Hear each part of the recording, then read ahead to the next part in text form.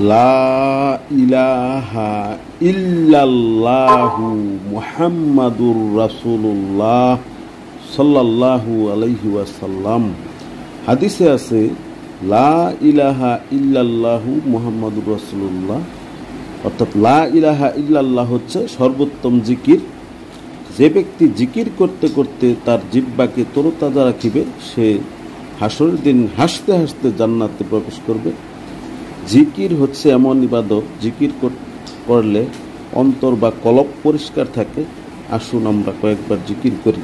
লা ইলাহা ইল্লাল্লাহ, লা ইলাহা ইল্লাল্লাহ, লা ইলাহা ইল্লাল্লাহু মুহাম্মাদুর রাসূলুল্লাহ সাল্লাল্লাহু আলাইহি ওয়াসাল্লাম।